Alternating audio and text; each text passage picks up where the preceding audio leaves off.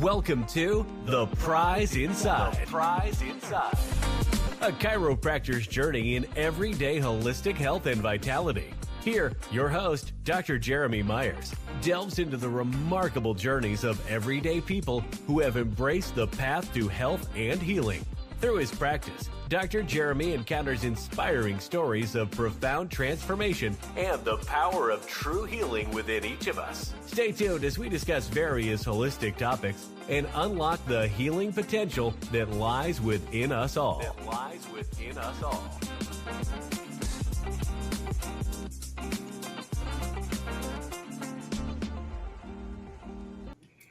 All right. Good evening, everybody. Welcome to The Prize Inside, the Whole Health Weekly edition. Tonight will be kind of fun. We found some good articles that I think you'll enjoy. A little bit about the old farmhouse here. We had some crazy situations. We got if some of you know that we went and got a chicken coop, and we have like 6 chickens. And with that comes the new responsibility of understanding how to do this chicken thing. And we lost 2 of them to a fox, we figured out. So a fox, I was trying to do, and against Rachel's, she was the wiser of the people. I kept saying, just free range them, let them go wherever they want to go. And I'm thinking we should rethink that, because if you see one of your favorite chickens with all the feathers all over the place. So that sucks. We're down to 3 now, which kind of sucks. But at the same time, because the eggs are phenomenal, it's like so fun. We got a neighbor that I grew up with, and I love her to death. And they have a swimming pool, so we'd always just go over there. And it's nice to hand people like a dozen eggs. Like when Allie gets home from college, she always wants that dozen eggs, right? Because farm fresh eggs, I don't think there's anything to beat it. Speaking of that, remember too that those farm fresh eggs are worth their weight. If you want to go to a farmer's market, you got somebody out there that you get them from, because they have this vitamin called B1. B1 is very powerful for you. One of the best proteins in the planet is, in eggs necessarily. So, we always go buy all these, protein powders and all those things. And while they're good, doing some eggs, if you can, your body lets you, can be a fantastic thing. So tonight was interesting because we found out it was a fox. Rachel had actually seen this sucker, like as we go. I, of course, YouTubed it to see how to catch a fox. So I've got a perfect trap that's ready to go. So I'm hoping I catch that sucker tonight, and I will take a video and show you. I want this fox. I think I've caught raccoons before. We live on a little country farm thing, and raccoons, and we'll live trap them and then take them away, that kind of thing. And they're kind of annoying. They're cute, but they're super annoying. And we haven't had to worry about that for a while. But now this fox thing, I was like, man, I want some chickens. So now we got to raise up some little baby chicks. So with that said, tonight, let us talk about, so this is episode 31, which means we're going to talk about chiropractic principle 31. Before we get going into that, though, I'd like all of you, anybody that's watching, to go and subscribe to my Rumble channel. I have some intentions for this Rumble channel at some point. One night, I'd like to do one where we just open it up and I'm not talking. We just take questions. And so I really want to do that on the Rumble channel, where it's like kind of like right there live. That's my ultimate goal. I'm up to like 53 people on there, which is great. It's honestly good because I don't want to pay. I want it just to kind of grow organically. If you like that. So, and especially in these whole health weeklies, as we're going through the chiropractic principles, if you go back to the old recordings, I go through week 1 is principle 1, right? So we go through all the 33 chiropractic principles, and kind of listening to them that way might help your brain go, oh man, it's starting to make sense what innate intelligence is. Your body not needing, it doesn't need help. It just needs no interference to this innate intelligence, letting that innate intelligence within us thrive, right? And that's what these 33 chiropractic principles written in 1927 are, which is awesome. So we're on to principle 31. We'll do that tonight, and they're very short. And then we'll start going into some health topics. So hopefully, Julie, yes, I love it. I'm still working on our anti-inflammatory conversation at our first seminar. So I think I got some dates lined up. I'll keep you posted in August as well, and that goes for all my listeners. Thank you, Julie. You're the staple, man. It's been great. So as we go, let's do that 31 chiropractic principles, and then or the 31st chiropractic principle. But the other, I'm sorry, I get off track a little bit. If you haven't noticed, I'm kind of a squirrel that way. That's how my conversation's always been in my life anyway. So the other place, if you don't like watching video as much, I also have a podcast, and the podcast is The Prize Inside, A Chiropractor's Journey.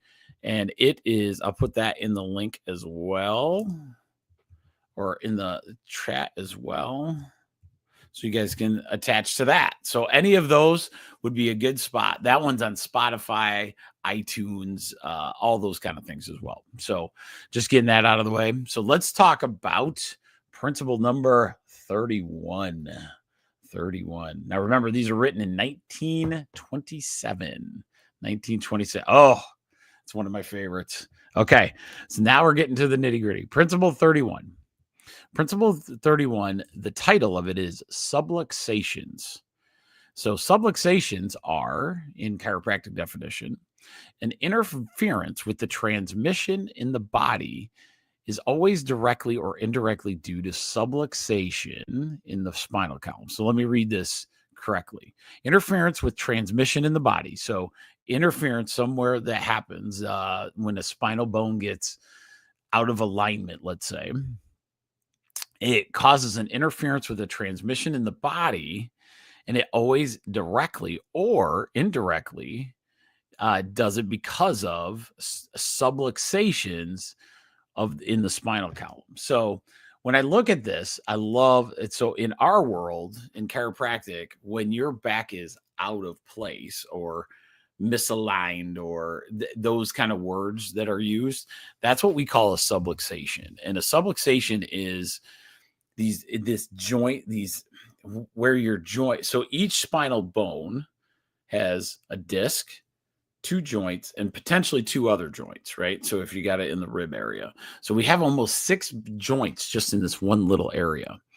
When you have that, and there's something that occurs where the motion of it doesn't flow right, then we call that subluxation. Now, is it just a bone out of place? No, you have like ligaments around each joint, you have nervous system, you have blood supply, you have muscle, you have all those things being altered slightly. And that alteration is what causes a potential to have like an interference. Now, this is not what we're saying a pinched nerve or anything like that. What we're saying is if that joint is spinally, the motion of that joint is not working properly, then the communication, where the nervous system is right there, the communication of that nervous system isn't allowed to thrive and do what it's supposed to. And one of the main, probably the main, the communication systems of the body is your brain and your spinal cord, and your nerves that come out of those spinal bones are the communication pattern to every single cell of your body. Okay. So that's what a subluxation is. So when you say my back is out of place, typically, if you want to think in that terms, yes, but there's so much more to that body, that bone being mechanically misaligned. A lot of times when I start with people in chiropractic, I will start very simply. One reason I do that, I will start that simply because of two things. One is I could go in the weeds. I could go in the weeds and tell you all this nervous system, situation. The nervous system situation and everything else. But what happens in chiropractic many, many times is there's such a bigger, profound feeling when you get those subluxations corrected that it's almost unexplainable to the patient. So that's one reason why when people get adjusted, they're like, whoa, what is that? You almost see it and feel it. And so part of that is, and they've proven it, Dr. Heidi Havoc, which one of these days I'm going to reach out because she might get on here with me. She is that awesome because she knows how big a fan I am anyway. So, she is a neuroscientist that actually put brain testing onto people's heads, and we actually adjusted their entire spine, even their lower back. It actually stimulates the brain more than almost any drug on the planet. Or actually, it does stimulate the brain more than any drug on the planet. And so because of that, she's written some great books on just chiropractic in general. And so what I want to make sure is that you understand, and I'm going to kind of highlight her research. I'm glad I said that to you. I got to just make sure I pull it up.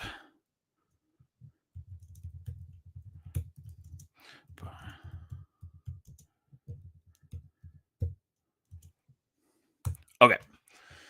So sorry about that. I'll let it kind of do its thing. All right. So so once you go through all of those things, that's what chiropractic's all about. These subluxations. Subluxations tell you this miscommunication that occurs within your body. And that is why we say, get your spine checked, make sure all of it's working. Even if you're not hurting, we want to make sure all of that, kind of goes in that direction, because what do we want? We want a perfect innate intelligence. We want to give our body the best chance we can. And the way we can do that is to give ourselves a perfect communication to all of the cells of our body. Getting your spine checked is one, right? Thoughts, making sure your thoughts are amazing, right? So we're going to try to do that as best we can. You're going to have toxins, right? We're going to try to remove all those toxins out of our body. It'll be a new focus. Once people get it, you see the focus change. All of a sudden you're like, whoa, I don't want to eat that. It's got a bunch of junk, or I don't want to take this because look at these side effects. All of those things start to happen. And it's the natural ability to understand true health versus the sick care stuff that we keep doing. And then the last one, so we have thoughts, toxins, trauma, right? And then the traumatic, like if you get injured, like a Julie, right? We do the right things to bring back that communication. And don't lose hope. We can do this stuff. We have these injuries that occur, these traumas. Once those traumas happen, if you give your body the best ability it can to heal, you will heal. Because that's what your body and your innate intelligence, there's no AI that's ever going to replace the innate intelligence of your body. They're going to try. I guarantee you're going to have some crazy stuff out there and they're going to try to replace all that. I'm positive. Like it's just the world we live in. Like there's always got to be something better or else they can't sell you anything. Okay. So just remember that. Me and Dr. Matt went through, there was a study done, and I'll tell you about that one. It was an interesting conversation. So I thought he saw this research article, and I'm glad it was Wednesday, so I remember to do it. Okay, so we did that. So that was principle number 31. One of the best ones in chiropractic is called the subluxation. So if you don't see us as a chiropractic person, the next time you go into your chiropractor, you go, hey, I think my low back is subluxated. Your chiropractor will be like getting a little giddy and happy and going, where did you hear that word? And you can have a great conversation. Okay. So that's my favorite. Eventually, you all know exactly what that is all the time. Okay, so let's start with Grok. Or I use Grok the AI to find some of these topics. It's really good at like scouring the internet for health wellness stuff or health and wellness news. So what I try to do is aggregate all of the news trends as best I can. And that's where I use TikTok Gina, right? TikTok Gina, my office manager, she came through and she's got a couple on here as well. So I'm gonna kind of mix it in there as well. So TikTok and all these things have all these different trends, and they're throwing them in your face, hoping you'll either bite or they could be good information. You just don't know, right? So you just got to be careful with that. Okay. All right. Ooh, this one's interesting. Let's talk about this one. This is one of the health news things. This is by Fox News, actually. Gastrointestinal cancer rise in young adults. Let's go look at this article. Maybe I might. Oh, it's a pot. It's one of the walls. Darn it, the paywall thing. All right. Dang it. Never mind. Sorry, guys. I forgot. I should have known. But it sounds like, okay, so I can give my 2 cents on that just as the topic. So the topic of gastrointestinal cancer in the rise, I would suggest, and I really strongly believe this, that our gut microbiome is really, really bad. It's been bad in a lot of, and it's been bad for a bunch of years, but now with the amount of toxicities and things that are in our food, it accentuates it so terribly. From the really sugary drinks, like crazy energy drinks, to the medicines we take, to the just unprocessed the ultra processed foods that we're pretty much living on. They're just so much more damaging than they used to be. It sounds crazy, but think about the time when so beef tallow is something that's decent, like it's not great for you, but deep frying those French fries in beef tallow was much better than the seed oil crap that we do now, right? So we go to this cheap, each restaurant went to all these different junk, processed foods things, or basically chemicals that you say, oh, it's because it's calorie free, or those kind of things. Then they sell it to you. Well, they've made it cheaper, and so therefore they don't care if it hits you. Remember, seed oils are terrible. They are probably one of the reasons diabetes is shot through the roof. There's a lot of evidence that could be the thing. Just that people's health has gone down so hard, and the thing that's most shocking is how much knowledge we have, how many people technically a lot of people are eating well, but we still have this huge rise in diabetic type 2, which is one that, you can kind of get with bad eating habits, right? And so why is that happening? It's because some of it, I love this one doc. Oh, I can't remember his name. Dang it. I will. Dr. Hyman, Mark Hyman. He's a naturopath. He's been in it a long, long time. One of the things he said that was super profound is we're not eating enough calories in our day, right? But the calories we're eating, they shouldn't even count because of how crappy the food is.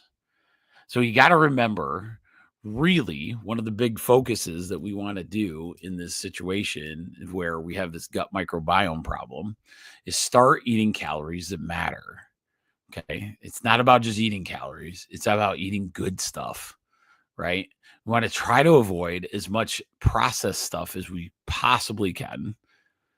And it's not perfect. You're not going to be, but if we can go in that direction, we're going to see a big change in your health. I tell people a lot of times, you want to fix your gut microbiome. And then I start asking them what their diet is. And these foods are so addictive.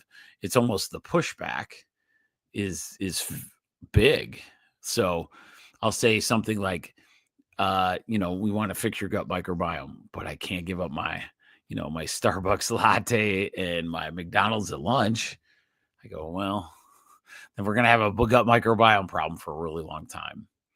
And that's the unfortunate thing. There's not a lot of things that you're going to have to go that way. You got to start eating better all the time. And the nice thing about it though, is the human body, the innate intelligence, if you give it really good calories, really high quality calories, salads, organic fruits and vegetables, organic meats, you start doing all those things, you get to have these higher quality calories, and then the innate intelligence that we talk about all the time can utilize that to at least keep your bad calories, the junk that doesn't work, causes your immune system go nuts, all of those things, at least a little bit at bay. So I always say at the minimum, start eating at least like one meal where it's like a pure organic, tastes really good. And then eventually you'll start eating better and better. Okay. So that was an interesting article. That was off of Fox News. Finally, they're starting to talk about, well, okay. Let's talk about this one because we gotta talk. This one's good. Mental health. So mental health and early smartphone use. A study of over 100,000 young adults suggests early smartphone use may be linked to mental health issues later in life, particularly in girls. You're seeing that now with many different situations. I get concerned because there's a lot of kids that cannot interact, with people at a normal process, right? I push my daughters pretty hard. My youngest daughter, she watches a lot of different videos and movies and stuff, but having conversation is really difficult for some of these kids because that smartphone keeps you obligated or occupied so much. You don't actually have to have the human interaction between two people. And so that kind of goes, it's hard to say it, but and plus the electromagnetic frequencies that the kids are getting off of that. So remember, there's an EMF, there's a radiation that comes off of these cell phones. They actually can affect your biofield. Okay. So a lot of these smartwatches, smartphones, all of those things, when we have this radiation, that's why they started doing blue screens over computer screens and all those kind of things, because there's an effect. There's an actual radiation that your body is getting. Okay. Now it's low level, but you start doing that on a kid or into their eyes. One of the most sensitive places in your world is your eyeballs. Okay. Your eyeballs are soaking in the radiant light. Okay. So if it's allowed to do this radiant light, like getting in, it has to be one of the most sensitive nerves in the human body. Right. So if all of our kids are just staring at these screens all day, even if it's low level radiation, you're going to start having issues. Okay. So just remember, we're built with a biofield. The biofield is about 5 feet around us, surrounds our entire section. We'll go over that sometime, but we want to really protect that biofield as best we can. There's so many things, microwaves and 5G towers and like all these things. It's almost impossible to not, run into some kind of situation. LED lights have that, frequency problem too. So these are all things that you want to really watch. And the earlier a kid gets introduced to a smartphone, the harder it is to get rid of that stuff. Okay. There was a big one today. All right. Well, let's read this one because it's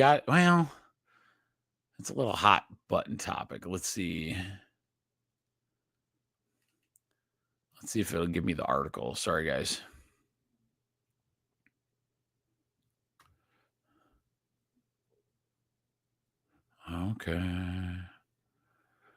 Okay, just something with the GLP-1. Okay, so GLP-1, there's a whole list of categories, very, very nerve-wracking in how they're saying this is like a miracle drug. One of the reasons you're going to see a lot of positive and try to get the mind off of the side effects of it is because the amount of money they're making. I think the companies that are making this are already in the trillions or billions or something.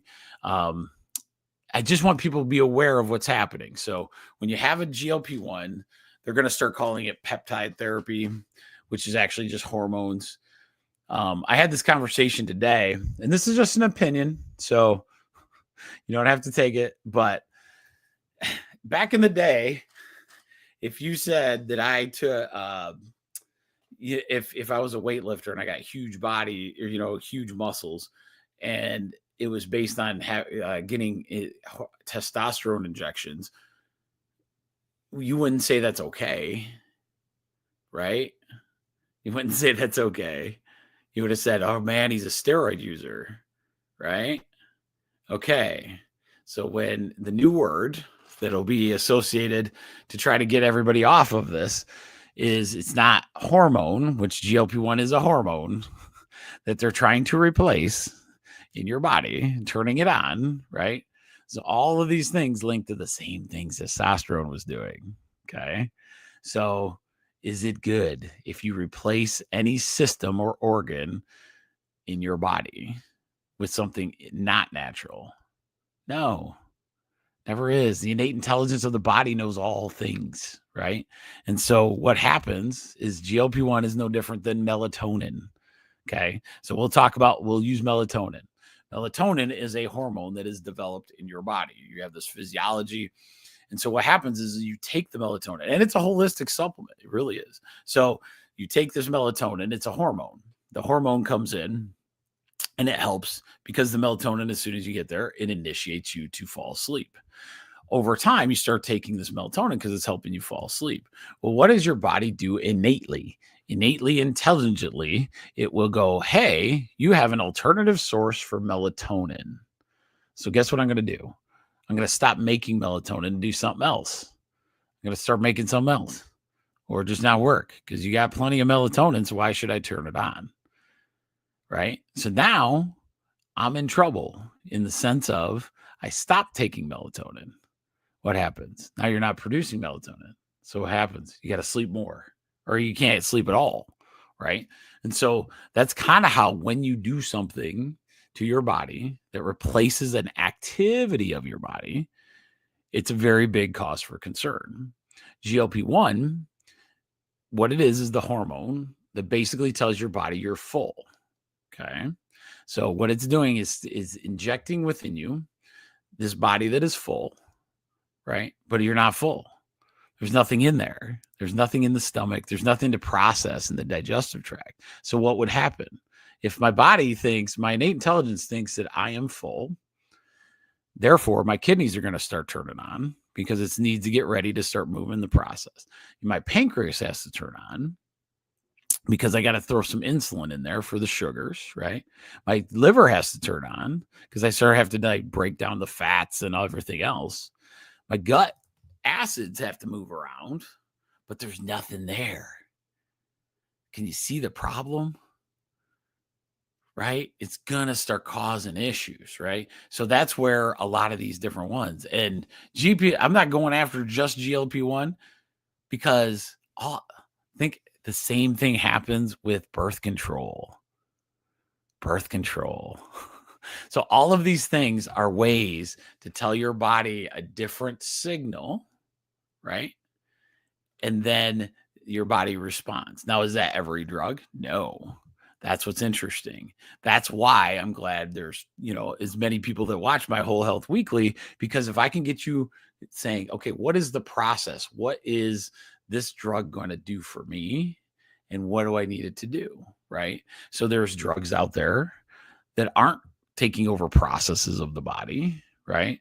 And if you understand that, maybe you needed it at one time, but maybe it's time to work with that doctor to get off of that. Right? Does that make sense? So that's why I always say don't throw everything out with the bathwater. Don't be like anti-medicine just to do anti-medicine, right? But when you understand, make sure you understand what is going into your mouth. I heard this, this is great. So I heard this article as I was reading, and they did this. One lady was in charge of like 1,000 medical doctors I think it was in Europe, I think somewhere. Well, and she was on an interview, and the ladies in the interview, they go, "What's the biggest frustration in healthcare right now to your doctors? I mean, you're in charge of 1,000." And she goes, "You know what the biggest frustration all my doctors are saying? All these patients want to know why and what the process and what is the cause of what's happening to me." And a lot of you don't know this because a lot of you are chiropractic patients or, those kind of things. You already do that. You've always naturally done it. Some of you I've seen, there's a couple of on here that I see on there that I've seen since you were a little kid. You don't know anything different. You're going to ask the why, right? But in our healthcare system, there was years and years where you just, whatever they gave you, you took it. Whatever they diagnosed you with, you said you had. And that was it. Now you have to say, explain the why. Show me the process. I love it. That's how it should be. The exploration of that is fantastic. I wish I had all the answers, to be honest with you. I wish I could just man, this is wild, but I digress. It's not one of those things that you're able to do very well because of that situation. So with that said, I would suggest, just researching everything you do. But there are major side effects that are going to come out. The GLP-1, it'll probably be the next 5 years. You're going to hear each month, you're going to hear one more side effect, because it will. It can be a very traumatic situation if you're not aware of them. Okay. So there's that. There's my soapbox, which is always the thing, right? This one. Okay, so let's go. Let me talk about this real quick tonight before I get into the other stuff. So tonight was interesting. I was listening to there was a YouTube of the White House, and they were talking about they had health and human services type stuff on there. It was Dr. Oz, RFK, and Trump were up there. One of the things that was interesting, and I think it's the intention will be really good. So I don't want to get into the nitty gritties. I just want to give a kind of a warning shot at the same time, kind of excited. So one of the things they were bringing up or they were proposing is that they're going to have a system, and it's completely voluntary. But imagine a system where every time you go into a new doctor, all of those records move with you. Okay. So a good example. So if I have a medical doctor friend that one of my patients, I just sent a patient to a doctor. So, and he didn't have one, so he had to go in. So once he goes in, he had one before. Now he has to transfer all the notes, do all those things. What they were talking about is creating a system that you could have all your things in one location. And from that location, you could bring it to any doctor, and they're going to make it so that every doctor can have all of that information. Well, what it does is it could, and I don't know yet, this is brand new, today. So could it make, doctors' offices much more efficient? A lot of you don't know, especially in the Medicare situation or Medicaid, you have to have 28, and a medical doctor has to have 28 pieces of information prior to them even seeing you. So I try to tell people, give your doctor a break, because they don't, you go in for a broken pinky and you have to get this 28 pieces of information in the system before they even know you have a broken pinky. And none of it has to do with the broken pinky, right? That's frustrating. That's frustrating to patients. It's frustrating to the doctor. Trust me. Okay. Imagine if there was a streamlined way to do that. So I think that's what they're going to work on, because I'm not a huge fan, and I will never be a huge fan of, replacing your medical with total AI, because that's where a lot of people want to go. I think that's one reason I really believe insurance was really giving patients a really hard time, which is frustrating. Like I think they wanted to be the AI directors of where healthcare goes. I think that's going to reverse. I think if the people stand up enough, that's going to happen for people. I really think it's weird. It's like health insurance has a choice. They can go with they could either, be a part of the head of the snake. So they can start aligning with their patients more again, where it was patient-centered when they first started versus this, profitability center and the pharmaceutical side.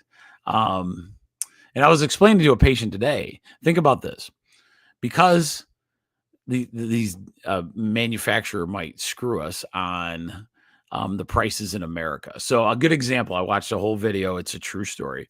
There's a certain antibiotic that we have for it's like a gut intestinal, like a lower intestinal thing. In America, it's $1,200 in America. So this guy took the same, he was in Texas. So he decided, okay, well, it's $1,200 here. So he drives to Mexico, picks up the exact same brand over the counter for $25. And I go, that's one of the major problems with our healthcare situation, because once we aligned and allowed pharmaceuticals to kind of integrate into healthcare, then you start having to peel out different things, different other services out that you did have that you now have to make up for that healthcare. If I have to pay $1,200 for one medicine, let's say it's 1 month, right? That healthcare insurance, to be surviving, has to start cutting small little chunks out of here or there to make sure, maybe this test doesn't get covered. Maybe it costs you $700 for this. Well, you're like, man, that's so crazy, right? That's how they do it. They have to, it's like a shell game. But if America was charged the same as all of the rest of the United States, or I'm sorry, the world, it would be a much different situation. $1,200 here, $25 in Mexico. Good GLP-1, $1,600 in America, $50 in Germany. What? Come on. We're getting hosed. Just letting you know. All right. So besides that, I'll give you that one. That's crazy talk. That's one reason why, like all those things are happening. So my hope is that will happen. I know it's a big world to crack, but we'll see what goes down. So, all right, let's go on to some good other stuff I really like. I like this one. Choline-rich foods. This is in the news right now. This is a Fox News article. Choline-rich foods and Alzheimer's risk. A study found that daily consumption of choline-rich foods like eggs, fish, and broccoli, which are the big ones, is linked to a lower risk of Alzheimer's disease, which is always good. So it tells you that choline-rich foods are really good for your brain, right? So that's a really, really good one. All right. Oh, and we talked about this last time. I'm going to start carrying it. I got to find a good quality one, but krill oil, please get on the krill oil. They brought out some studies. It's way better than fish oil, and it has a ton of really good things. I think I'm going to make everybody come in.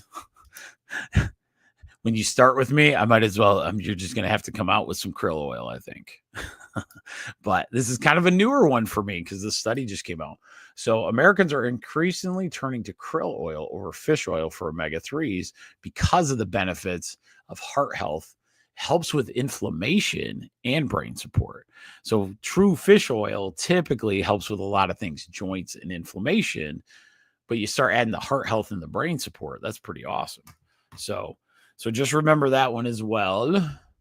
All right. So now that is the interesting stuff. So let's go into my favorite author, Dr. Mercola. So those were all the trendy kind of things you're seeing. AI is going to be in there a lot. If you have questions as we go through. Make sure you put it in the comments. I have this great software that'll pick it up. If you're at Facebook, Rumble, YouTube, wherever you're at watching, if you put in the comments, I can see it. So just remember that if you ever have any questions as we go. Okay. So let's go to a really good one. Let's start with an easy one. Oregano. Oregano supports overall wellness in different ways. Oregano essential oil significantly reduces inflammation biomarkers within hours, providing quick relief for inflammatory skin conditions. So remember this, like as an essential oil, very, very good.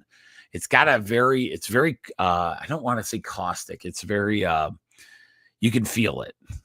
It's one of those oils that you'll be like, ooh, that stings. Okay. So just remember that.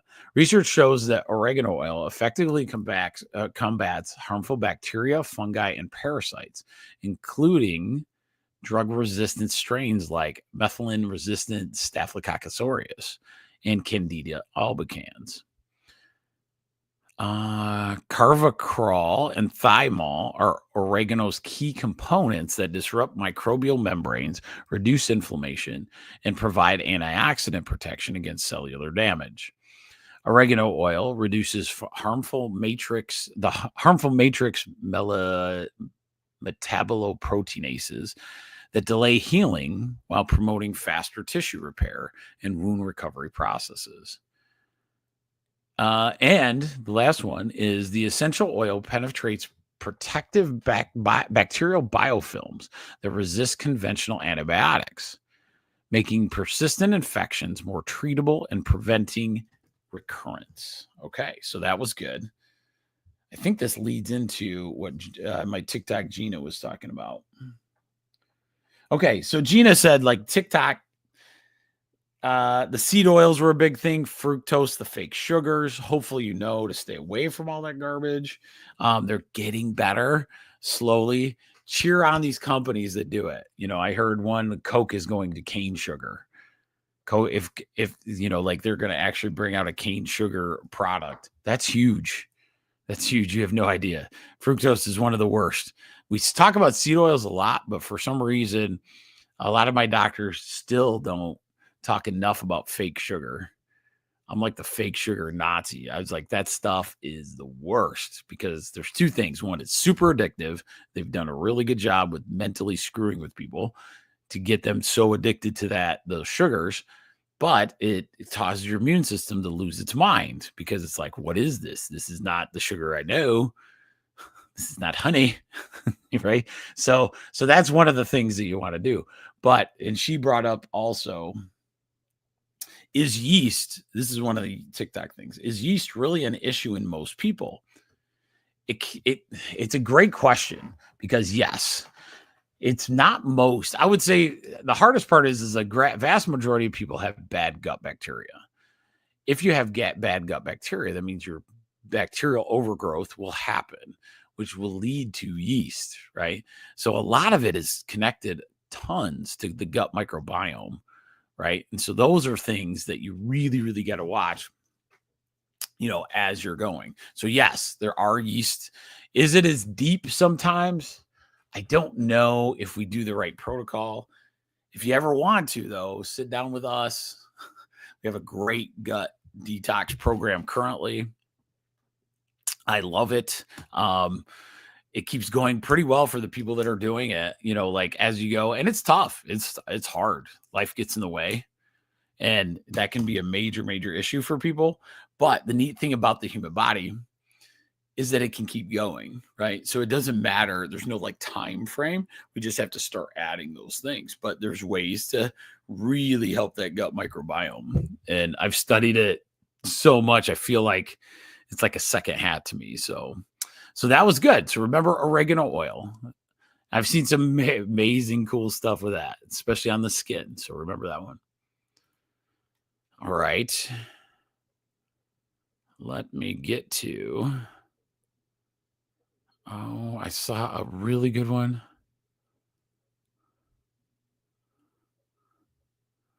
Okay. Oh, I like this one. This one's kind of interesting because we're going to talk about we always talk about gut microbiome that's going to be there. So the next trend, probably, online and everything else, is going to be, I would think it's going to be, you would say the different microbiomes. Like we've talked about your mouth, your oral microbiome, your hair has a microbiome, your skin also does too. So this one's a pretty good article by Dr. Mercola again. Soap, sweat, and smog, which is kind of Michigan's had quite a bit of that stuff. How often should you really wash your face? Okay. The caveman. Oh, okay. This is a TikTok thing right now. So the caveman method is a viral TikTok trend that involves skipping all skincare, including water, to let your untouched skin restore its natural balance. While the skin is naturally self-regulating, its design evolved in a world without air pollutants, cosmetics, residues, and synthetic chemicals. Today is a simple rinse or gentle cleanse helps reduce exposure to these toxins.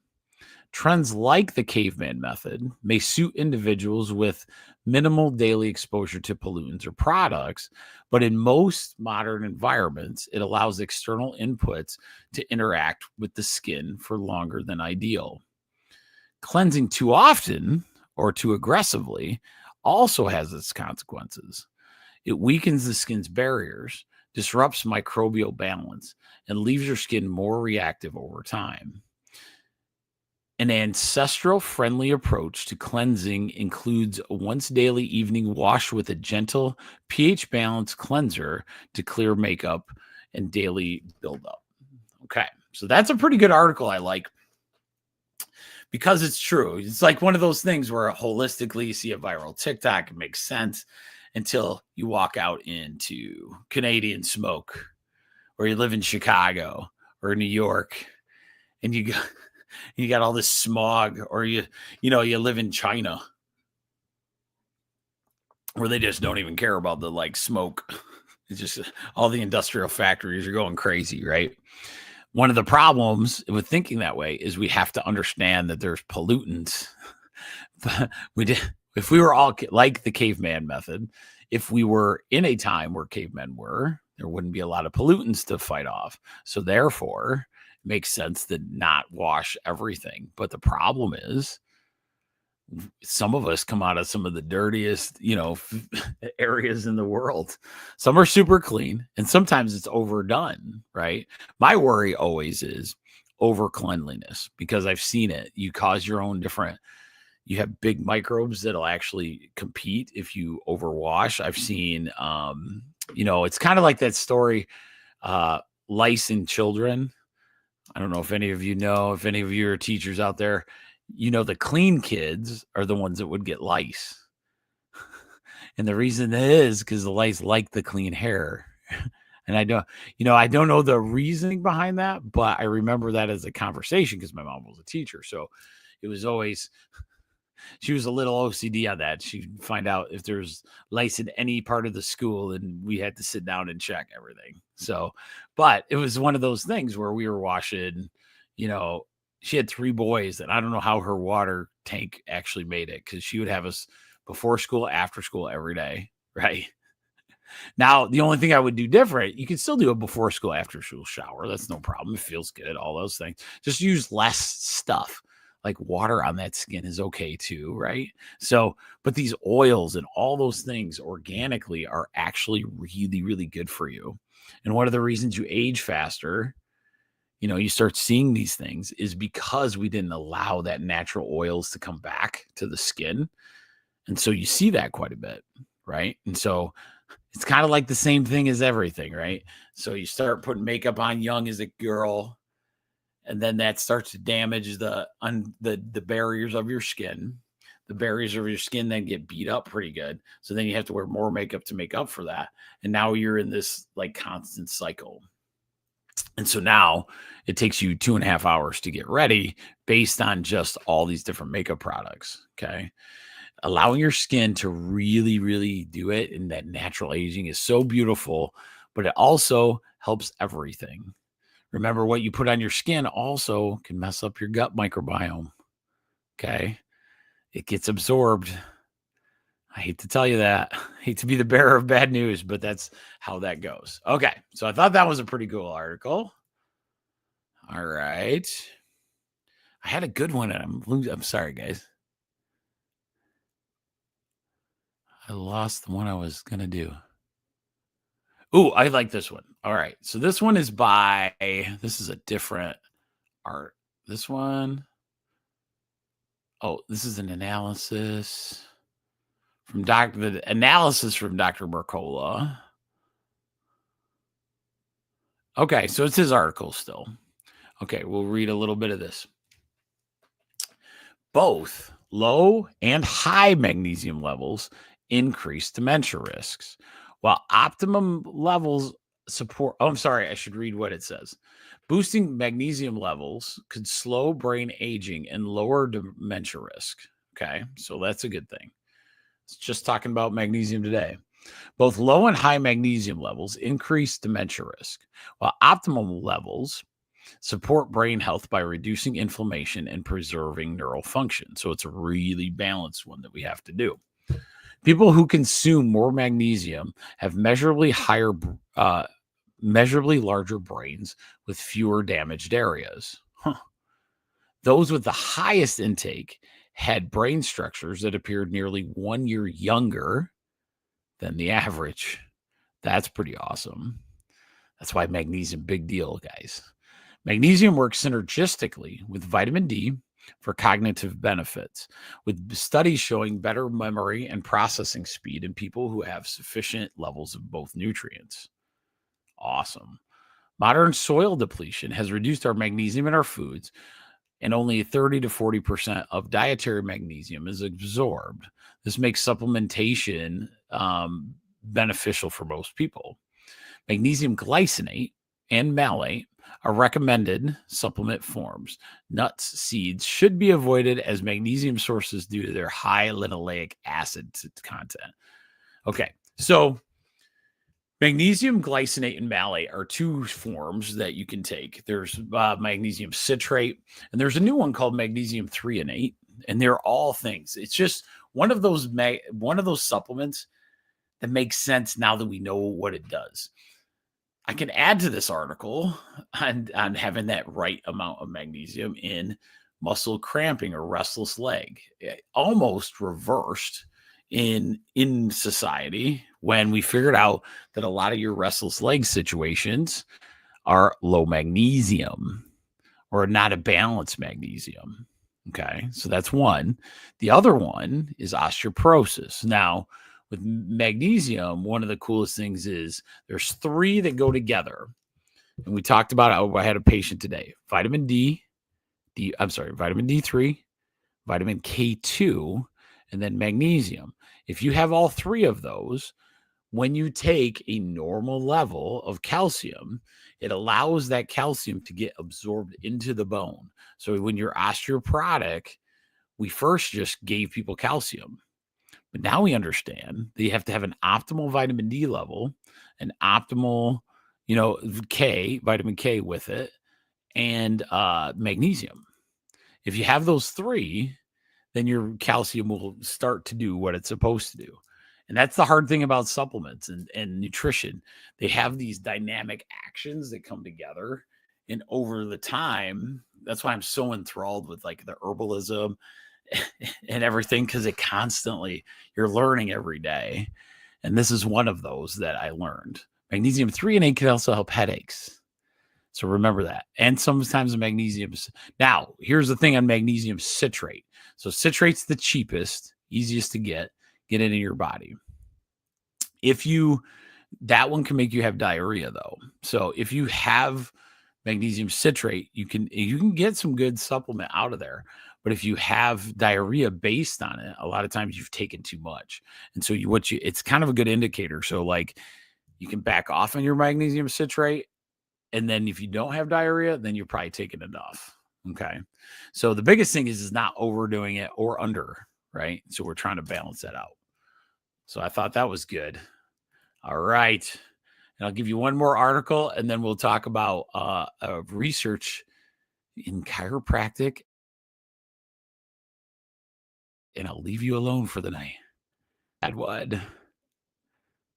Oh, but no. Dang it. Sorry, guys. Oh, I did that one already. Okay. All right. Now, all right. I'll do a bad one because I'm kind of mad about this one. All right. So FDA approves fake salmon without independent safety. It's a bunch of garbage.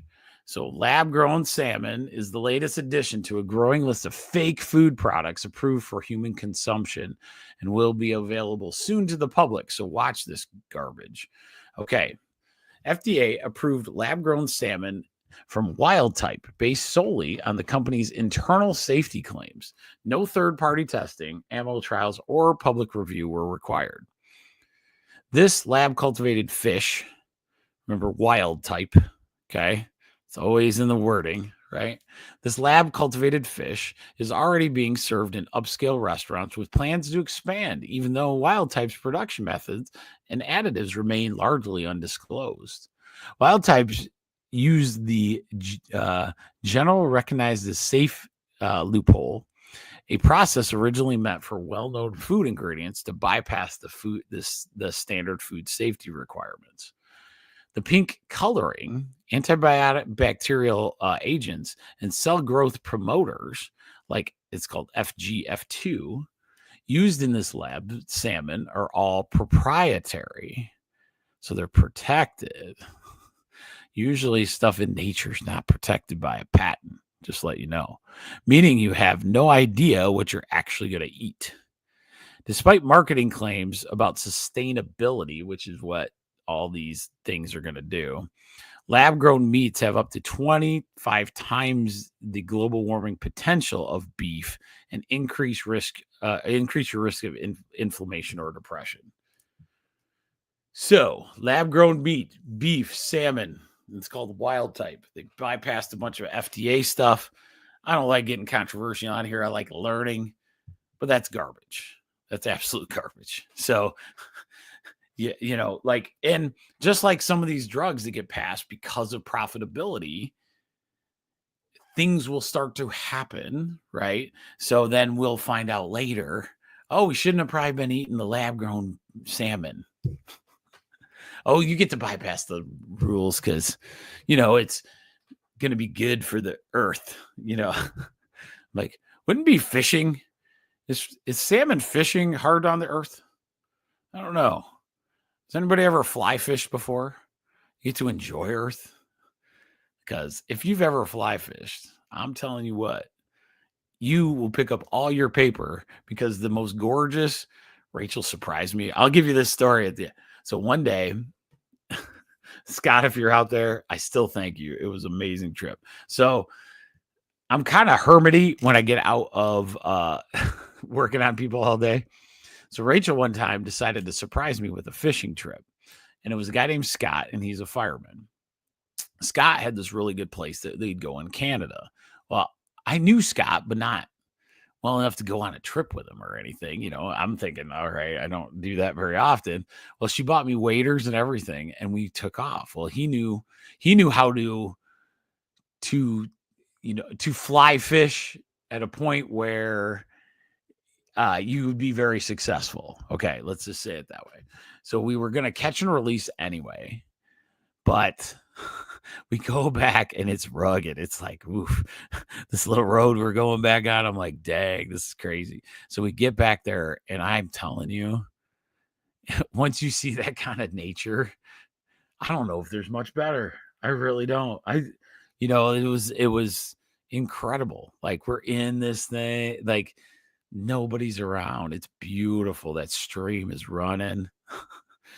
I was like, even if you don't fish, right? And the challenge of these big old fish, like getting one in and it feels so good that it's hard to argue that, my people that are supposedly my conservative ones that like guns are the ones that don't like the earth.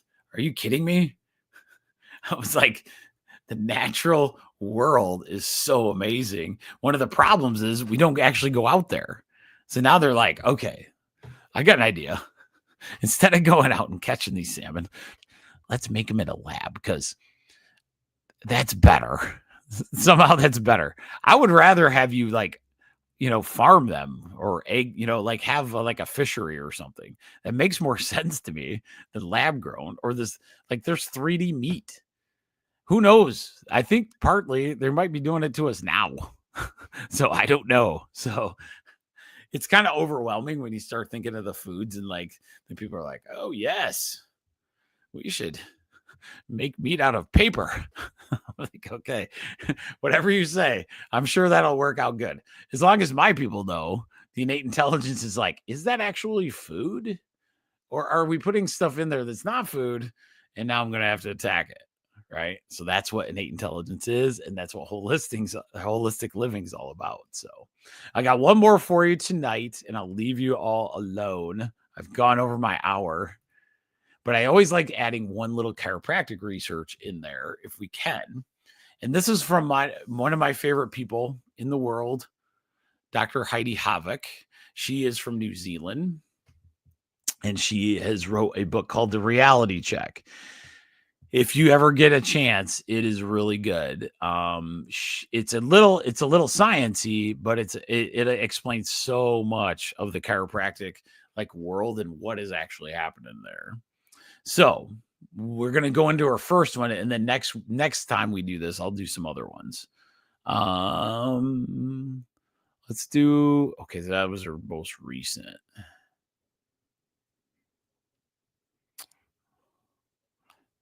Okay, so let's do her.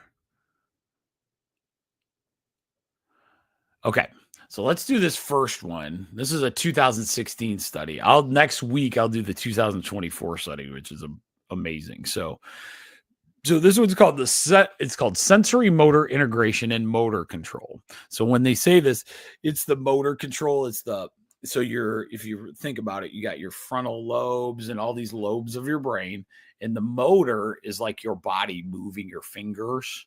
That's motor. Sensory is like what you feel. So if somebody touches your arm, that's the sensory side.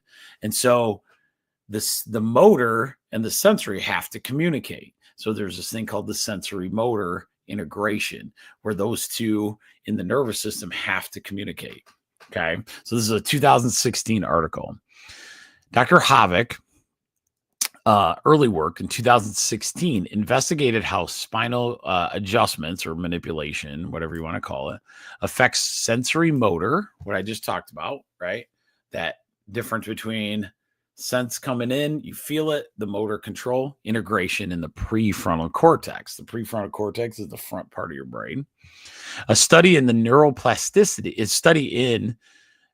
a research thing called neuroplasticity showed decreased N30 SEP peak amplitudes following spinal manipulation in subclinical pain populations, indicating that there is a better processing. Okay, so I don't want to so what it's saying is basically at the moment somebody gets adjusted, there is an actual brain effect to getting a chiropractic adjustment, especially one as you align everything and get that going, it literally stimulates your brain.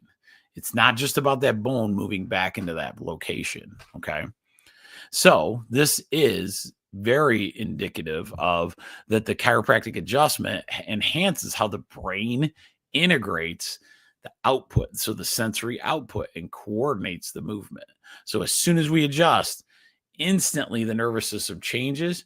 And that's why somebody will get up off a table and let's say their back's been out for months and they actually walk different instantly because their sensory motor integration is going, now I know how to walk again, essentially, if that makes sense. I'm not saying they didn't walk and they walked, they were limping and now they're not. Does it make sense? Okay. So I just wanted to put that out there.